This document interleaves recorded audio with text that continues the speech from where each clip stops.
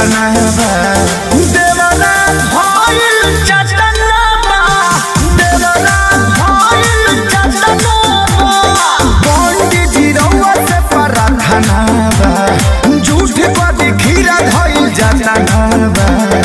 देवरा भइल चटना बा देवरा भइल चटना बा।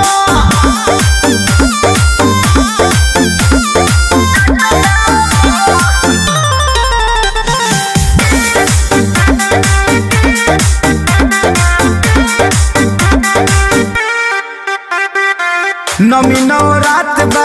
तनी नट रात बा पूजा में हो जाता स्वामी घूमत मेला भइल बा झड़ेला पेन्हत कपड़ा दामी ए बाबा नमी नवरात बा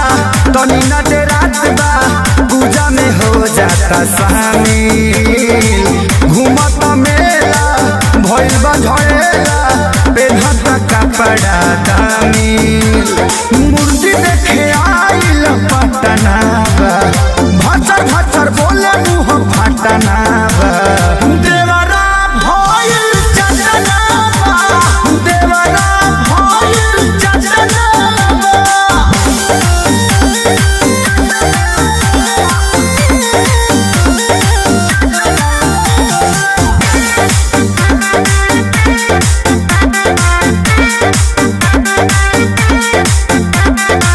कृष्ण बेदरदी माने न खेसारी कुछो में करे बरियारी चढ़ल बदा सहारा माई के बपहारा सगर बा पूजा पाठ जारी कृष्ण बेदरदी माने न खेसारी कुछो में करे बरियारी चढ़ल बदा सहारा माई के बपहारा